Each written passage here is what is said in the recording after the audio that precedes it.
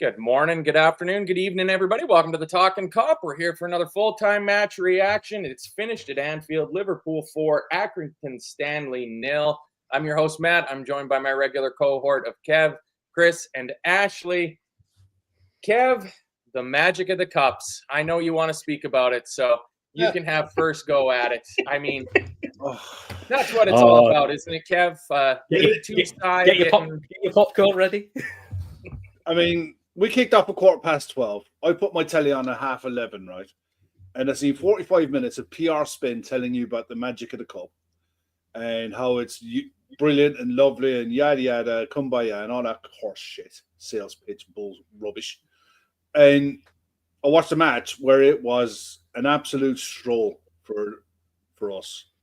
And the only hope was coming out of it is you pick up no injuries and you got minutes into people's legs. That's the value of the FA Cup third round from a Liverpool's perspective. Got minutes into the squad's legs, and nobody got injured. That's it. I mean, the ITV would have you believe that the whole country was sat around the television in the afternoon talking to their kids about bygone days of when Jimmy Greaves played for Spurs in 1961 and he did this, that, and the other. The magic of the FA Cup died on the day Sky Sports launched. And they introduced football en masse and football by volume. That's when the power of the FA Cup died. And it's been dead for a long time. At the end of the day, if you want to know how important this cup is, go and look at the prize money at the end of it and see how much the winner gets. And then work out how many Champions League game wins you have to achieve to match it. There's no comparison.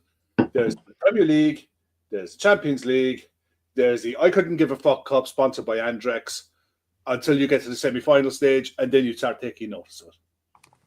But anyway, let's talk about the game. I don't know. This feels magical to me, Kev. I mean, Chris, you can't ask for much more from an FA Cup draw than just angry Kev first thing in the morning. Oh no, we love it. We love angry Kev. I mean, that was the highlight of the morning for me. It's not angry, mate. It's not angry. It's literally he's going. He's off. He's off. Look at him. Look at him. It's honestly, I watch it. All right. When isn't it? Tamworth against Spurs are played later on, and then you go and watch the 45-minute intro about Tamworth. I bet you the vast majority of people who don't live in and around Birmingham couldn't tell you where Tamworth is, and if they did, they couldn't tell you a person who came from Tamworth. Oh no! Nobody gives a shit about Tamworth. But what if they win? What if they win? I know. Who cares? Brilliant, isn't it? Spurs. God, yeah, they got a chance. Yeah. Sure. These sort of games are generally no win. Yeah. Generally, these sort of games are like no win for Liverpool because if they win, everyone goes, "Well, you should have won," and the criticism will be, "You should have won by more." And if they don't win, it's disrespecting the cup, and people go give it out about who's not good and who's not bad. It was actually quite, in general, a fairly routine, dull game, which is, to be honest, it's kind of what if you're Liverpool, that's all you need to do is take your chance when they come and kill it off. They were probably worth a goal. They probably should have scored off one of their short corners, the one that went just over Kwanzaa's head and he heads it over. They probably should have scored that. And if they'd finished 4-1, you probably would have gone, that's about fair. And also, 4-1 would have been good for them because scoring a goal at Anfield in front of their fans, and that's the one thing I do like about the cup games is there is a bigger away section. So it does, bring a bit more to the game. But happy. Got to rest loads of players. Got minutes into players who needed minutes. I think the other thing that would have helped would have been if Nunes had scored. Because I just think he's absolutely devoid of all confidence. And I just think if his luck was in, the Dan's goal, the save falls a yard further to the left and gives him a tap-in. Outside of that, yeah, it's fine. Nobody seems to get injured. So all in all, pretty good. Yeah, and I mean, actually, the one thing about the magic, quote unquote, of the FA Cup is, as a few people pointed out in the chat, that the importance that it has for some of the lower league teams. So my comms were saying that so far this season, Accrington Stanley are averaging 2,500 people for a home game, and they had 3,000 fans in Anfield. So that just the amount of money from the split of the gate receipts is going to be a bit of a windfall for them. And then, it's a good day out for some of their players, lots of who have connections to the city and whatnot. That's about all that Accrington can take from the day, I would say. Yeah, I mean, it's an experience that they'll never forget. I think overall they get about £500,000 just for today's game, and that'll keep that club running for a while. So we can't discount that. I mean, I know that for us, you know, it's not that big of a deal, and it's not a glamour tie or anything, but it's kind of refreshing to just be able to go through one of these competitions and not get a Premier League club for once in this round, because I feel like we've got shafted for a few years at this point in time. And, you know, there are players that got to come on today that have barely seen minutes at all, and they do deserve to have at least a couple moments in the sun with a competitive match. And I think that for them, it means a lot too. So I get it from a fan's perspective. I know why Kev thinks that the shine has been taken off of it, and I understand that argument, but I thought it was, you know, a nice morning for me, a nice afternoon for them, nice day out for people, and also for the fans that might not normally be able to go and attend a match. I think it was nice for them too. Yeah, it's, I believe, Chris, you said your niece was going to her first game today, so only a second game, yeah. So it's good. It's good. Yeah, good for it. That was the reason I was I mean, we all want to win, like, but that added a bit of extra interest in anything off. My niece, I'd like her to see the goals, and she was lower. She was in the Kenny stand, lower Anfield end, so so the first two goals were pretty much in front of her, you know. So nice. Yeah, all good. My sister's messaging saying she absolutely loved it.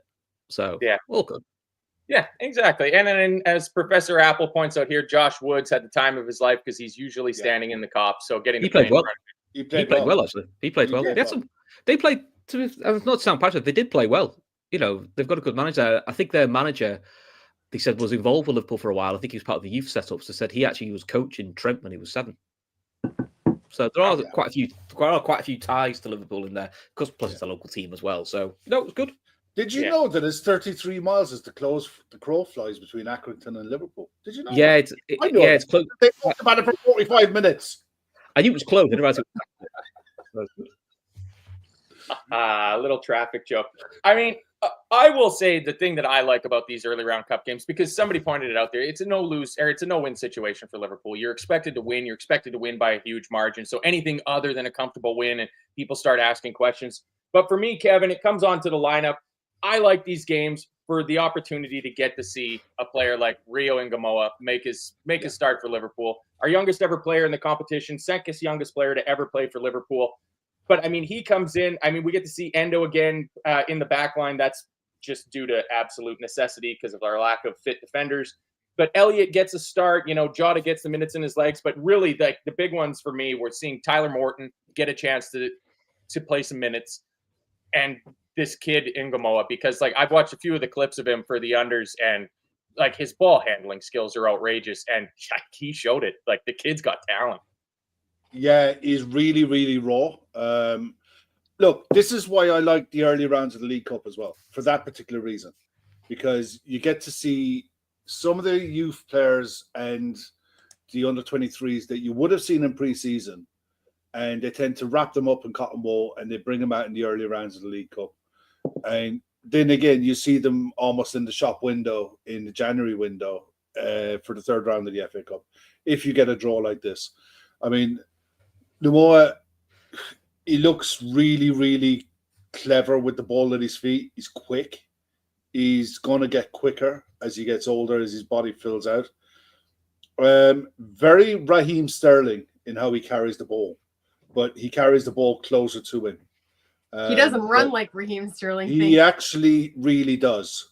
He really does. I mean, like, posturally.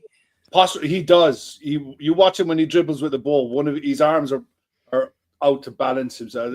I looked at him and I was like, you are a spitting image of a young Raheem Sterling. But I would have loved to have seen parts of the first half, because he was left on his own on the left wing. Costas tucked in on the inside, and we focused all the intricate passing down our right. And at times I would have loved to have seen one or two players come closer to him, allowing him to play a 1-2 and spin in behind and see if he could get away from defenders. Because when he got the ball at his feet, it was 2 players on him, 3 players on him. And virtually almost every time, he tucked it and made the quick pass back. But his decision making will come as he gets older. But for the raw ability with the ball at his feet, yeah, the kid's got a real talent. Can't sign pro forms until he turns 17. But today he got a taste of what it's like to play in front of a full Anfield with senior players. And I think we're going to see a fair bit more of him. But I don't think he's the only one from today. We'll see a lot more of him. Yeah, no, it's. I think there's a lot of positives that we get to take out of this game. And I mean, yeah, it's. Let me sit here, Liam saying he's a lovely player. They started doubling up a lot. I mean, it points to he's drawing 3 defenders over to him. And I mean, if you've got that already at 16 and a half sort of thing, that bodes quite well. Chris, we get into the game, and I mean, Darwin Núñez has a couple of opportunities in the first 15 or so minutes, and it just really doesn't feel like he knows how to score anymore. I mean, Tsimikas plays an amazing cross to the back post. Elliott heads it back across goal. Darwin can't get the header on target. It was a little bit behind him, whether that's unfortunate or a mistimed run. And then there's the one where Trent takes the shot from the edge of the box. The rebound comes off of their defender, and it falls to Darwin, and he's, 15, 18 feet out, and he just blasts it over. It's a bit frustrating, Chris, because this is the game where you want to see a guy that is in desperate need of a goal just bury one of those 2 chances. Yeah, I mean, the second one, when he blasts it over, is the poorest one. He just looks like someone who's got absolutely no confidence whatsoever, which in some ways you do feel for him. But Fowler was spot on at half-time, said, people talk about his fee, so forget his fee. It doesn't matter if he's 64 million or 20 million. He should be, and I'm sure if you ask Darwin, he would say the same. Where he traps it 8 yards out, he should be hitting the target, not blasting over. If he hits it, if the keeper saves it, so be it. Like the Spurs one in last game, he gets a good head on the ball and the keeper makes a good save. There's not much more you can do then. And people won't say anything. His all-round play actually today was all right, but unfortunately for Darwin, he's judged on goals, and guess what? Strikers are generally judged on goals, especially ones who wear number 9 on the back of the shirt. So, yeah, it was an opportunity that he he didn't take. And he knew he was going to get a 90 today because he's not going to play against Forest because of his suspension. So I hope at some point he gets a goal soon. I just think he needs that monkey off his back a little bit and get a bit of confidence back in his game. But yeah, it's a shame for him. I was pleased Jota got a full 90. I can't remember the last time Jota was given a full 90. Even when he's been fit, we normally take him off in the 70 mark. So it's quite nice to see him get 90 minutes under his belt. So I think that'll do him some good. Yeah, and Brian O'Sullivan has taken some time away from his Dairy Seaman catalog to put this comment in.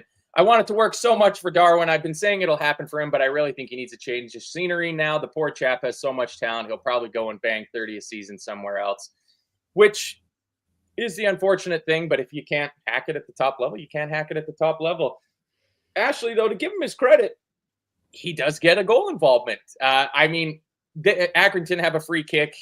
We looked extremely dangerous on counterattacks off of their set pieces, and it's 3-1 touch passes, and the ball's in the back of the net, and that's a lovely bit of Liverpool counterattacking.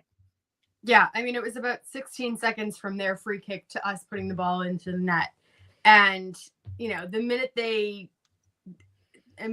that we defended that well, the break was always going to be on, and I think it was a beautiful pass into the channel, and I think when we're talking about Núñez, I almost wonder if there's an argument just to put him back out on the wing and see, almost to just give him a change of scenery. Because, credit where credit is due. That was a really good pass into Jota. I mean, Jota does Jota things, finishing the way that we expect our number 9 to finish, where, it's all about putting the ball in the back of the net. And, I'm happy to see Jota get on the score sheet. I do think, ideally you would have liked to have seen Núñez get on the score sheet, but it was a good assist from him. So I'll give him that. But yeah, I mean, it was, I don't know. It's hard to judge with Núñez because I think so often we've tried to give him so much credit where, we're really trying to play him up so that we're not constantly dragging him down, where it's like, he's putting in the effort, his overall play is better. But I do think we're getting to the point where, the time may come to just part ways. Yeah, and Brian O'Halloran says it speaks volumes. We're even debating where to put Darwin 2.5 years into his spell at the club. And I think we're all kind of falling to the same conclusion, unfortunately, with them. After we go 1-0 up, the next note I have before we get onto Trent's goal is Harvey Elliott puts an incredible last man tackle in when Accrington looked like they were going to break off of one of our corners. And it was lovely to see because he's not a man that just screams defensive acumen. But Kev, the second goal comes, and I mean, it is an absolutely lovely bit of ball striking from Trent Alexander-Arnold. And another man that probably needed something like a goal to go in just to quiet some of the furore around him. He played well. You know, for the hour that he was on, he played really well. It was very telling how much he played inside, you know, on almost like a second six attacking midfielder role, that inverted right back role. He was all over that. And some of his passing today was very, very good. That goal told me that, look, he just doesn't score enough goals. He should score a lot more goals than what he does, and he should work keepers a lot more than what he does. I don't think we work enough chances for him. Same with Szoboszlai. Szoboszlai, anyone who watched Szoboszlai before he came to Liverpool, the first thing that would come to your head when you're talking about Dominic Szoboszlai was pace, power, goals. Trent Alexander-Arnold, the first thing you think about is passing ability, the way he strikes a ball, and the way he can hit a shot. We don't work angles well enough for him to be able to shoot like that very often. And it's a shame because he's got that in his locker. I'm surprised. He scored that goal before. We've seen that goal a few times, but it was a brilliant hit. I'm surprised I haven't gone back to the routine we used to do with Gerrard, which was how many times have we used to get a free kick and do the roll, just roll it to the side and let Gerrard step onto it to crack it. Because, you know, we know Trent with his passing and shooting ability would actually work and just give a different angle, and that might suit him better. But we don't see that. Just doesn't seem to be a routine we do anymore. But at same we could do the same with Szoboszlai, tap it to one side, and let him put his foot through, because both of them have got power and accuracy. You've heard it with Robertson talking about it before, and Trent talking about it before, where they prefer to hit a moving ball. And in fairness, it's probably the one of the few downsides to this season as a whole is how ineffective we seem to be from set pieces. Be it from free kicks, be it from corners, what have you. I honestly looked at that lineup today and I thought, today's the day you don't put corners directly into the box. You know, work on playing short corners. You're bossing the ball already, and you'll probably work a better chance from taking a short corner routine and practicing short corner routines in front of a crowd, because that's what it essentially the game turned into, than what you are doing, trying to punt it into the box against a League Two side who are used to this, to facing set pieces like that, and who are used to playing together. So they know where everyone is. They know their jobs inside out when it comes to defending set pieces. So I thought it was a bit of a missed opportunity. But yeah, look, it was a great hit, a great goal. Definitely needed it. And it capped off a really good performance. Still not convinced he deserved man of the match. But, you know, ITV desperately wanted to interview him. So it's a good way of getting him out of the dressing room after the game, I suppose. Yeah. It forces a little media involvement from a player who is all the buzz in the media. Did I skip over? Because somebody here, where did it go? Goal ratio saying Accrington played well. That shot against the crossbar was lethal. Was that in the first half? I can't remember. Second. No, it was in the second half. Well, taking that down. We'll get to the second half when we get to the second half. Good hit, though.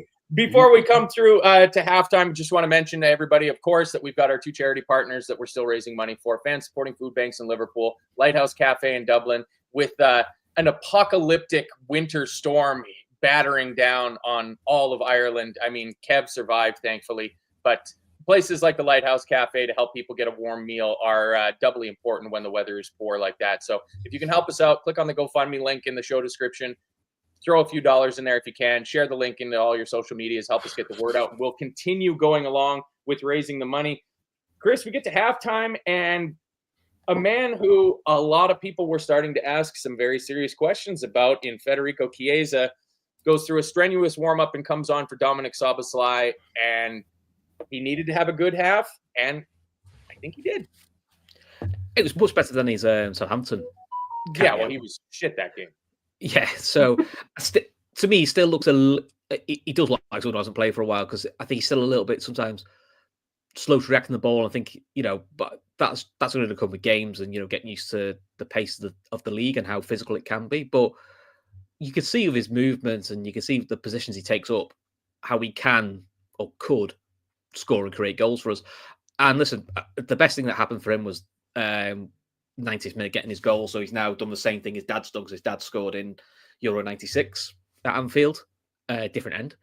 And now he's got his goal in front of the Kop. So, that'd be one thing he's been desperate for. But, I thought he took some clever positions, a few overhit passes and underhit passes, but, that will come. But he just looked more involved, and let's be honest, second half, it's a pretty attacking side. You think it's the back four with a centre mid at centre back, Morton, and 5 attackers. Elliott attacking mid, Jota playing centre mid, Chiesa, Nunes, and the young kid. It was a very attacking lineup. And I'll be honest, I thought Accrington actually probably played some of the better stuff for the first 15 of the second half. Yeah, I think that's pretty hard to argue against that, just judging by my complete lack of notes. They have their shot off the bar 56 minutes, and then we have some changes on 60. So really, we didn't do a whole heck of a lot until we make that second raft of substitutions where McConnell comes on for Morton, Bradley comes on for Trent. Feels a bit like it was a pre-programmed one, the Bradley-Trent change, which is good. Get some more minutes into Bradley's legs. Give us something to discuss in terms of who's going to get the start at right back against Nottingham Forest. I suppose for Trent, the good thing is when he went off, he got a big round of applause. It was all positive because when he went for the United game, he was getting pelters from the crowd. Whether people agree with that or not, that's gonna. If you want him to stay, that's one thing that's going to help. Is he's getting a more positive response coming off. And to be fair, he played much better. Yeah, I heard something. I think it might have been when I was rewatching the Spurs Cup game, where my comms were saying that Trent was getting booed at Anfield, and I don't remember that happening in the Man United game. I don't remember him. He didn't get. Booed. I don't remember him getting booed. I did. I've seen some videos go around, and a few people like the Anthem Rap saying like, not really much from the Kop, but from like the main stand and the lower Kenny, there were shouts of, get off to Madrid then if you're going to play like that. You don't want to be here. It wasn't to say it was boos, but there was definitely people shouting stuff that they weren't happy with him, and a few people may have been fed up with the whole situation, but didn't hear boos. And in the away game, you didn't hear anything. If I always think if a player starts getting booed at Anfield, that's pretty much the beginning of the end. But I think that's the same for most clubs. If the home crowd boos you, you're pretty much on a hand to nothing then. And it's not that stage yet. It's just booing our own players just doesn't seem like something that really happens. It definitely happens a whole lot. It definitely happens. I remember we got beat by Leon, and I think we took Benny Youn off, and I can't remember. Raf took Benny Youn off. I remember the crowd booing that, not because of who they were bringing on, because of who they were taking off. In Benny Youn, because he played well, and Lucas got booed on at least 2 occasions at Anfield. So it does happen. It's rare, but it does happen. That's just unlucky for that to happen. Used to saying Trent was getting dogs abuse from the main stand against United, but it wasn't a collective thing. And then Ashley, you'd put in here that Arne Slot said that Federico Chiesa could have started, but was absent from training for the last 2 days through illness. It really does feel like the cold and flu bug is just tearing through not just our dressing room, but like the Premier League as a whole. It seems like an awful lot of players are coming down with the sickness. Before we get into the other goals, really, Donald Love should score. Ashley, that's very, very poor defending from a corner from us. Like, everybody's asleep. They play it short. They whip the ball in, and he could not be more unmarked with a free header from 9 yards out. Like, he needs to score. Yeah, it's kind of indicative of corners in general not being our strong suit, and I mean that offensively and defensively. I don't think that I look at us with corners with any sort of great confidence. And I think it was Kwanzaa that sort of lost the flight of the ball at that moment. But yeah, that was probably their best opportunity to score there, other than, that rattle off the bar. I think after that, it sort of settled a little bit. We make the next change, which is Ingamoa gets to go off. I think that's a great debut for him. He doesn't get a goal or anything like that, but he looked lively on the ball. He didn't look drastically undersized. Like, he wasn't just getting shoved off the ball by big League Two Groks or anything like that. But I mean, I'll stay with you on this, Ashley. Jaden Dance comes on, and I mean, he looks good. Yeah, he did great. Goal ratio, pointing out that the best goal ratio stats as of today for the whole season. Number 1, Jaden Dance. 2, Chiesa. 3, Jota. 4, Gakpo. 5, Diaz. 6, Salah. 7, Nunez. Good to be atop of that statistical chart. But I mean, he's a player who I don't think we can expect much of, but any contributions that we get off of the bench from Jaden Dance, whether it's in the cup or in the league or wherever, is house money, isn't it? Yeah. I mean, it's nice to see him come back from fitness. He's had his issues. I mean, he's only 18 years old. The world is kind of his oyster. I think that looking at him, though, you can see like he moves like a true striker. He moves like a number 9. And there were a few people in the chat earlier saying that they reminded him, or he reminded them of Harry Kane a little bit. And obviously we're getting ahead of ourselves with that comparison, but I do think that he senses like the opportunities in the box. And I think that, I said something kind of tongue in cheek in our WhatsApp group that like he did more in 5 minutes than Nunez did in the whole game, but he looks like a more natural fit in that position. And I mean, he's not going to be there for our league games, and there's plenty of time for him to develop and whatnot, but it was exciting to see him come on and have that impact. And I think, he did get lucky with his cross, which was, initially a shot that got deflected. It came right straight back to him. But, he needed to have the composure to take that and put it actually in the net, as opposed to maybe if that was Nunez, it probably would have gone over the bar. So, I'm happy for him. He deserved that. And he seems to love the FA Cup, which is great. Yeah, I mean, Kev, it's a pretty immediate impact from him. I mean, he comes on and 4 minutes later, he's putting the ball in the back of the net. Brian O'Sullivan saying his striker's instinct is off the chain. Pierre Richmond talking about Robbie Fowler, speaking on him in post-match, saying, he's playing his pass, getting into the box for his opportunities, everything Darwin doesn't do. I mean, not only that, he robs the ball off of them in our half and gets the whole attack started. Yeah. And very positive play, and lovely to see him get his goal. Really deserved it, played really well when he came on. He looks a footballer, first and foremost. He looks really comfortable with the ball at his feet. And I think he's going to physically develop along the lines of what Dominic Solanke is going to be. That physical, strong, powerful runner who can... But this kid can play football. So if he ends up being a player who drops off and needs to link up play and make turns in behind, I think he can do that. If you want to use him on the wing, as an inside forward, I think he could do that role as well. He'd be one player I would look to be making a plan for the next 2 years around him. Be that the right type of loan move, getting him managing his game time so that when he is ready, that he's a real asset to this club. I think going forward, the sky's the limit for it. It's up to him how good he wants to be. But I think the raw attributes, you talk about Namoa with his raw attributes of pace and dribbling power. This Jaden Dance looks like he's got that ability to pick his finishes. He's got a bit of composure about his finishing. And I think he's got that attitude and nothing phases him. And it's a great thing to see in a young kid. I want to see more of him, but I'm looking forward to seeing him develop next season when he's 19. You're seeing 19, 20-year-olds at other clubs breaking into the first team squad and with sharp elbows are forcing their way into reckoning. I'm looking at a young kid, was it Shelley at Arsenal? The young kid at Spurs that scored against us the other night. Granted, shouldn't have been on the pitch. He's no older than Jaden Dance. He's not that much older than him. And I think Jaden Dance is going to be hungry to be in and around the first team squad next year. And he'll want to force his way into Arne Slot's reckoning. And the best way to do that is stay healthy. If you stay fit and stay healthy, you're giving yourself a great chance. But he's got all the attributes to be a top striker for this club for a long time.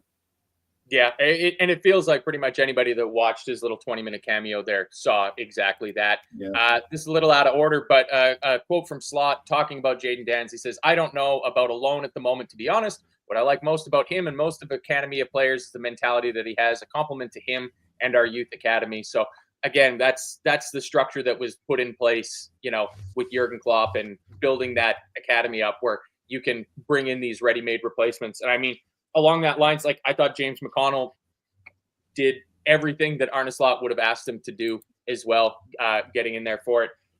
Chris, we get on to the fourth goal. I mean, it felt like it wasn't going to come from Chiesa. He probably should score for the ball that ends up rebounding to Jaden Dans for him to put in the back of the net.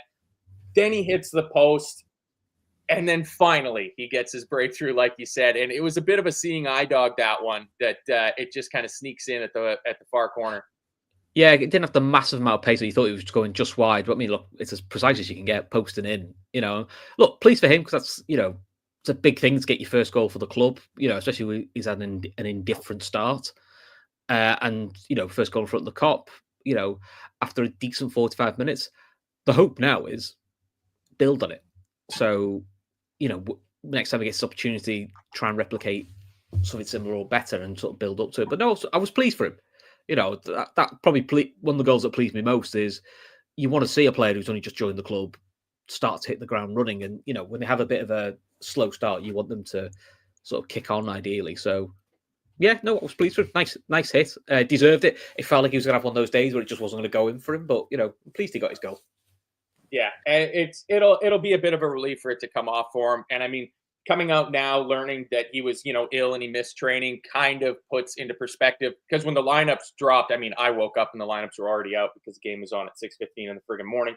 But when you see that Ingamoa is starting and Chiesa's not, and it's like, oh dear. So then all the transfer rumors and speculations start going on around that. I mean, the final note that I have on it is it's a good thing that they don't have Jordan Pickford in goal, because Connor Bradley puts a cross in that takes a deflection, and Accrington Stanley, having a goalkeeper with regular length arms, is able to knock it out for a corner and not be embarrassed with a fifth goal at it. But, I mean, Ashley, anybody else in that game that kind of stood out for you, form-wise or performance or surprises? I think Endo stood out just in his sense of being that solid leader that you want him to be. I mean, he got the captain's armband when Trent went off, which I thought was a really nice touch. But you could see that he was sort of playing that James Milner role and really kind of, gathering the troops and keeping it organized. And he didn't do anything spectacular, but he just kind of kept things ticking over, and he kept the team, in its shape and everything. And so just for the pure leadership capabilities, I think that he stood out for me. I mean, I guess I could have framed this better and asked you who your man of the match, honorable mention, and needs to do better would be. That probably would have been a smoother job. Well, we can slide right in there if you want. There you go. Give my man of the match to Endo. Okay. I think I will give honorable mention. I think it could go to Trent for that goal and doing that, but I'm going to give it to the young kid because I think that coming on for your debut, the way that he was controlling the ball, I just think, it was an exciting appearance, and I think he got a standing ovation as he was walking off. So just for that, for the experience and for, stepping up when called upon, I'm going to give it to him. I think could do better. I think it's Nunes. And I'm a broken record in that regard, saying that he could do better. But, there's some quotes in here from Fowler that I threw in that I'm sure we'll get to. But I think we're all reaching that point where, we can no longer fall back on those, So here's some of the quotes where Fowler's talking post-match. He says, "We're saying the same things now that we were saying 2 or 3 years ago, that he's raw, that he's this, that he's that. But we can't keep saying that So for me, the more I see him, the more I think that he's not a Liverpool player." And I think that that's kind of what we're all saying and seeing, and I just think if there was ever a time, to kind of silence the doubters and, it would be playing against a lower league opposition team. Like if he can't score today, when is he scoring? And it just seems like it's so in his head, because we know that there is a player there, but whether it's the system, whether it's the mentality, or whether it's a combination of both, he's pretty much, the opposite of lethal in front of goal at the moment. Yes, he's very much benign in front of goal at the moment. Kev, who are your three choices? Look, I when we were talking about it before the game, I had Endo down as my man of the match, purely and simply because he kept everything ticking over. He was aggressive as well with his defending. The amount of interceptions he made just by simply reading the one out ball, was what they were trying to do was put a player in behind Costas and look to play a long ball in behind him. And the amount of times, the first time he had to go back to clear it, the next few times he just cut it out way before it even got to him. I think he had 110 passes, misplaced 5 in total. It's just his composure in experience, and he looks a better centre back than he does a 6. He looks like when the game is in front of him, he can read it really well, and loves a header, loves a tackle. And yeah, I thought he was really, really good without being severely tested in any way, but I thought he was really good. Honourable mention is Costas, without a shadow of a doubt. Created the most chances in the match, had the most tackles, won the most duels. Those little crosses he was playing in the first half from probably inside left, those little chip crosses where it was into the far post looking for someone to head it back in, they were really good. I thought it was a really good game. Arguably could have been in with a shout for a man of the match. I'd love to say my honourable or the could do better is Darwin, because I just don't think he can. I just don't. I think the ball looks like a hand grenade when it comes to his feet, and he just he kicks it as hard as he can, as far as he can, just get it away from me. Sometimes you see with a striker that he needs one to go in off his backside and he'll get on a run. I think that ship sailed 3 months ago. Well, we thought we had that because that ball goes in off of his leg against Leipzig in the Champions League, and it's like, oh, there's the scrappy goal, and he's going to kick on from here. So I would love nothing more than for every single player that played today to succeed at the club. I just look at the difference, the marked difference between Darwin and Chiesa. Look at the type of finishes Chiesa was trying to play today. Through people's legs, looking for corners. I think most of his shots were actually on target. The one he scored was a little dribbler that goes right into the corner and took the keeper straight out of the equation. Chiesa just looks, at 27 years of age, stay fit. He's a world-class player. Stay fit. Darwin, at 25, Robbie Fowler is spot on. The same problems that he had 3 years ago are the same problems he's got now. And you ain't going to get better. Time isn't going to fix everything for you. He just doesn't suit us. And no matter what we do, I think the only way you can hope to do it now is that the club will big him up as much as possible between now and the end of the summer to try to boost his value as much as possible, get whatever deal you can. But sign a striker that fits the way Arne Slot wants to play. Whether he plays week in, week out is another matter, but sign a player who fits the bill for what you need. We have different strikers, different type of forwards who offer different things, but what he's offering just doesn't fit. It just doesn't work. Not for what we're trying to do. And yes, he works his nuts off and he runs and he harries and he presses like a lunatic, which is fine. But mate, you're a professional footballer playing for one of the best clubs in the world. You need more than that again. And I just don't think he's got it. And I'd love to be wrong.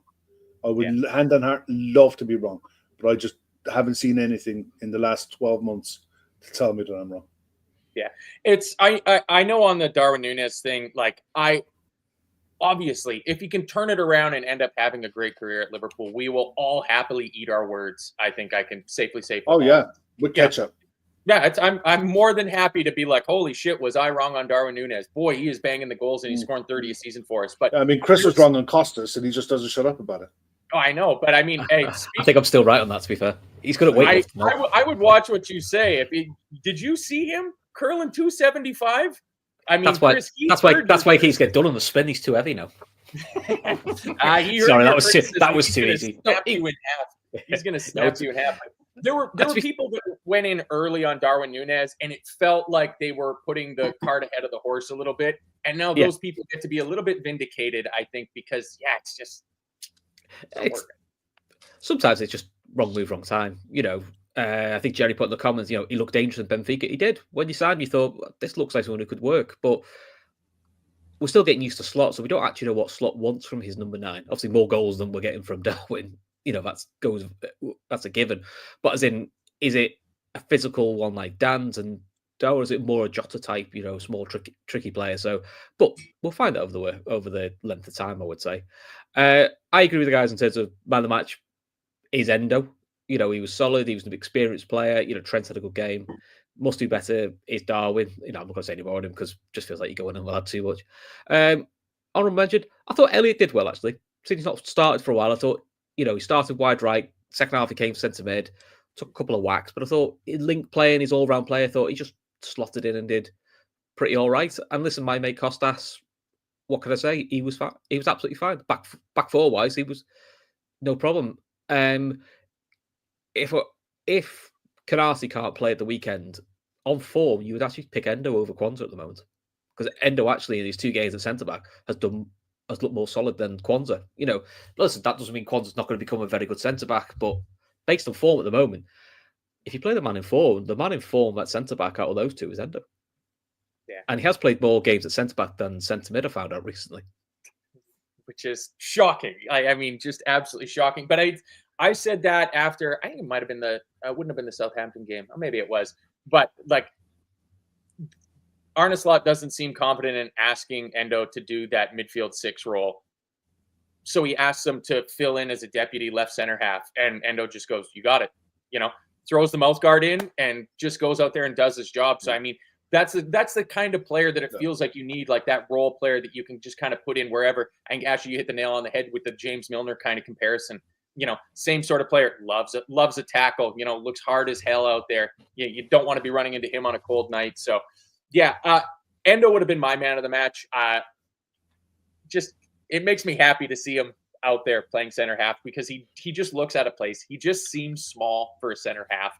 I would give my honorable mention to Jarell Kwanzaa, actually, because I thought he was so poor in the Spurs game. And then he goes down with the illness, and you're like, is he actually sick, or is he just kind of throwing a sickie in because he's just not up to it? But turns out he is ill. So that kind of explained a little bit of it to me because before he came off in that Spurs game, he just looked like a walking disaster. So he gets the call to come in for this game.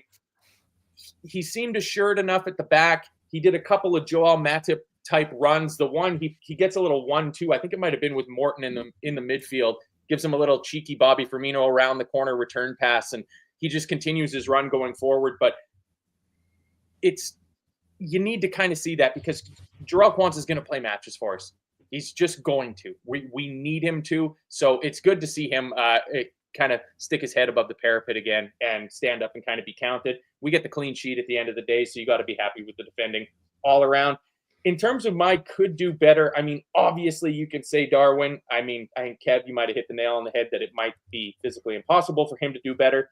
So out of the rest of the team, the only one that I would have liked to have seen do better than they ended up doing would probably be Harvey Elliott. I was really hoping that he would kind of stamp his authority on this game, and he gets shifted around. He plays in a few different spaces. There was points in the second half where Diogo Jota was effectively playing as the second deep lying midfielder and was dropping really, really deep. And it just seems like not just this game, but overall for Arne Slot's Liverpool, that Harvey Elliott is just kind of floating between about 3 or 4 different places. And he's not really able to nail down a spot in the team. And that disappoints me because he is the player out of all players. And I will say this until his final day with Liverpool, but I want nobody to succeed with this club more than Harvey Elliott. I don't know. He just seems to love the club as much as we do. So I want to see him succeed, but can't have too many complaints when you win 4-0 and you move on through to the next round of the cup. Did anybody, Ashley, Kev, Chris, did you guys see Lyndon Dykes' goal? Oh, This like the volley. Yeah, the outside of the foot volley from 20 yards for Birmingham. Just a gorgeous goal. I saw a replay of it. I mean, I couldn't describe it in detail, but it looked good from the replay I saw. Yeah. Leicester QPR looks a game. It's a Vardy's just scored to make it 4-2 on 51 minutes. One thing on Jarrell Kwanzaa, the only thing that really worried me when he carries the ball into midfield like a Joel Matip would, he's got to have his head up and release it much earlier. You know, it's all well and good. You want to draw players to you to create space. But the first time he did that, he lost it. And he left Endo isolated 3v1. And a better pass from them. And we're 1-0 down in that game. It's just game and spatial awareness. His passing today, immaculate. You know, virtually immaculate. Made more passes than anyone else. I think three misplaced passes in total out of 118. But he's still young. He's still raw. Unfortunately, I think he needs minutes to get better, to improve. I don't see where he's going to get the minutes outside of domestic cup competitions, barring injury. At the minute, he just looks. When you look at Konate and Virgil, when they're flowing, when we're playing 3 games a week type of thing, you know, once every 3-4 days, they look like they get into a groove and they're just purring. And it's going to take something real to shift those two. I mean, he's still really raw. He's still young. I just hope he just doesn't get that itch under his feet in the summer and someone gets in his ear and says to him, I can get you a move to X club and you'll learn this and you can push your way into the England squad that way. You know, I think the sky's the limit for him, but I think patience is going to be the key for him. But that's got to come from him as well. Would any of you loan him and bring in a more senior center back? Not at this stage of the season, no, because it just takes, for me, I think if you're bringing in a player in January, if you bring in a forward in January, it's easy. You look at with Diaz, with Gakpo, even when we signed Luis Suarez, it's easy to bring a forward in January because you can just say, look, just come play. You know, run the players. Go get it. Yeah, attack wingers, put passes in, link out the play. When you're bringing in a defender, you got to learn the line. You've got to learn where the relationships that defenders build with each other and their midfield and their keeper. When you're asking someone to come in halfway through the season, say, by the way, we're starting in the, you know, you're coming in to play in the Champions League quarterfinal, partnering Ibu Konate because Virgil's that injured. That's what that doesn't happen. It's a big, big ask, and I don't care how experienced you are. I'd be very slow in signing a defender of any type in this window unless it's break glass emergency situation, and we're not there. You know, it's Joe Gomez is out for a few weeks. He'll be back soon. You're back then to having forfeit centre backs with Endo as your backup number, you know, fifth choice. So I understand where people might want like the idea of signing a centre back, but you got to ask yourself as well, where is the centre back good enough to get in ahead of what we got in this window right now? Full stop. I don't think there's many centre backs out there in the game at the minute who you would push to sign. You know, ahead of what we have at the minute, I don't see them. The only one I'd say is you could look at a Mark Guehi, because I think, he's probably is better than Joe Gomez, and he stays healthier than Joe Gomez, but he's not as versatile as Joe. Joe's a lot more versatile and gives you a lot more options to cover. And then he's got to charge you 50. Palace are going to look for 50, 60 million in this window. He's not worth that. For what we need, to replace what we already have, he's not worth that. He's only worth that if you look at a loan out, someone like a Kwanzaa for a year or so to get regular match day experience in the Premier League, and then you go Guehi and Gomez fight it out with Konate. Yeah, someone was just asking there, when is Gomez back? Early February, you know, so he's not far away. He's only a couple 2-3 weeks away, you know, and it'll be a blessing to have him back because it's a pure peace of mind thing with Joe Gomez when he comes back. Because it's like, yeah, if Costas picks up a niggle, yeah, Joe can do a job for you at left back. He can do a job for you at right back if Trent or Bradley gets a knock or anything. I think having him in the squad is so vital because he plugs so many holes. Yeah, he plugs so many holes by being there, and he's got quality as well. You know, we've seen it when he plays. He's a very good player over the last 18 months. I think last season he did really well. And this season, when he's played, he's done really well. Bar I think one game, you know. But every player has a howler. So, yeah, look, I really like him a lot. I always have. You know, I've always had a soft spot for Joe Gomez, mainly because of his longevity. I think he could have left a couple of times and gone on to have a really good career elsewhere, you know, and probably played a lot more and earned more money potentially. But he stayed, and he's a vital member to the squad as far as I'm concerned. Yeah, it's Liam's echoing that. Completely agree, invaluable player. I mean, especially in a season where, with the exception of Virgil, all of our defenders have picked up knocks at some point. Like all 4 of our starting fullbacks and backup fullbacks have all been out with injuries at some point or another. So but in terms of the Kwanzaa thing you mentioned there, Kev, like if he's struggling to find minutes, I take that as a positive because that means that Kanate, Virgil, and Gomez are all healthy, and that's well and good. And Professor Apple here says, look at Virgil at his age, same age as Kwanzaa, good but naive. And I really hope, and I think I've said this before, that Virgil's there to kind of put an arm around his shoulder and go, like, Jarrell, look at where I was in my career at your age. You know, Groningen going to Celtic sort of thing of like, your best years are in 5, 6, 7 years. Just wait. You're in the best possible spot. Nurture you, and you can come through from that. But it's just when you come from the high that Jarrell Kwanzaa kind of finished the end of last season on, and then how poorly this season started for him in relative terms, it looks like he's having a bit of a nick. But I think there's still definitely a quality player there. I'm going to fly through these because somehow we're approaching the hour in a game where it feels like almost nothing happened. So I'm going to zip through these. I'm going to zip through Ashley's quotes that she's given us here. Jaden Dan's talking about Rhea and Gamoa. As soon as he comes on, he's lightning. About himself, he says, I think I did well. Hopefully more to come. The manager has put faith in me today. I'm grateful. Hopefully I can do even more for him. The manager himself says, first of all, credit to them. They showed their style of play today. A big accomplishment. They were not afraid. In the end, the difference in quality makes the difference. On young lad Rio, Arna says, he did well. There are a few moments where fans can see why we think he is a talent. It's nice to make your debut, have a win, and make a few actions for the fans to see. Jaden Dan's again, delighted to get my goal, buzzing to keep scoring. I've been out for a while. First team football is different intensity to any football.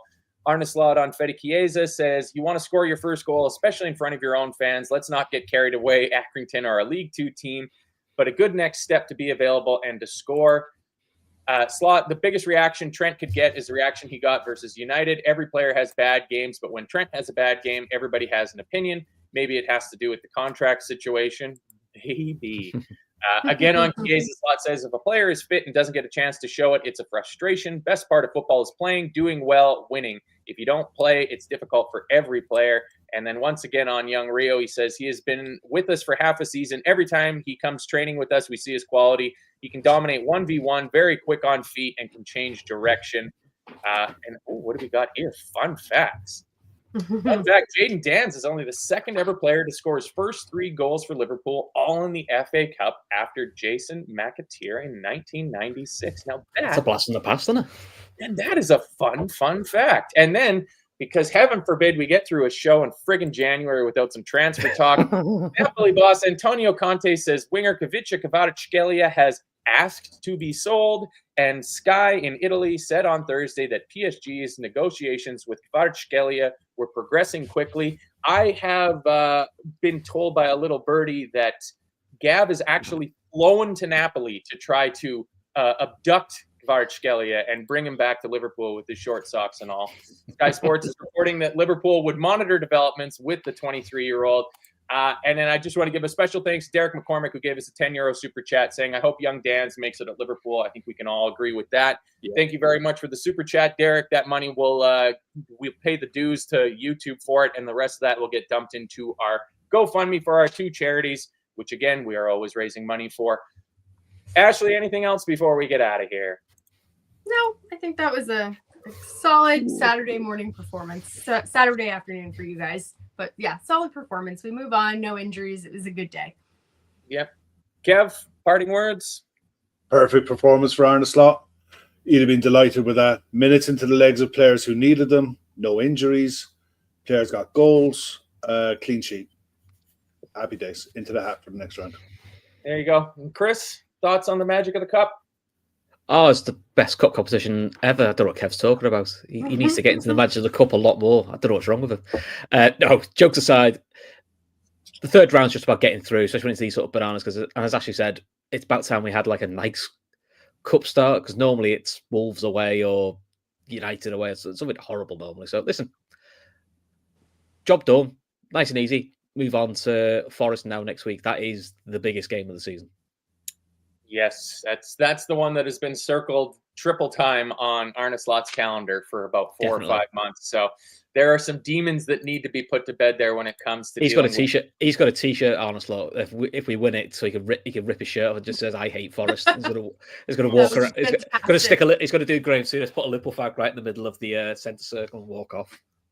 That's and then just a final bit of snark from resident chat monster Red Steve. If Dan's has half the career McAteer had, then wow, what a disappointment. Oh, thanks for that, Red Steve. I'm glad you're there. Just always there. That's Red Steve for us. But yes, that's it for us. We move on to the fourth round proper, or fourth round, whatever you call it, regular of the Magical FA Cup. We wait and see who the draw ends up giving us there. Is it Monday, the draw? I don't know what it is. I don't know. It's usually a Monday night. Could be Tuesday. It's probably the game's Monday night. So with the exception of what Arsenal play United, I think tomorrow. I think 3 o'clock. 3 o'clock on the telly. It's a rarity, isn't it? Oh, there you go. Actually, today's Liverpool game was an extremely rare Liverpool game on terrestrial TV in Canada. Like probably the only one of the entire season. So that's the magic of the cup that we're talking about. But at the end of the day, it finishes at Anfield. Liverpool 4, Accrington Stanley. Who are they? 0. We move on. You'll have Gav and a gang of people coming up with a show Sunday night. Might get some extra ones in there. Gav's really been peppering the members shows in. So if you're a member, make sure you got your notifications turned on. You never know when a show might just pop up. If you're not, €3.99 a month. You get involved in all the chats. Get involved in our Telegram chat as well, too. But thanks for joining us. Thank you to Ashley. Thank you to Chris. Thank you to Kev. Up the Reds. See you after the next match. Bye-bye.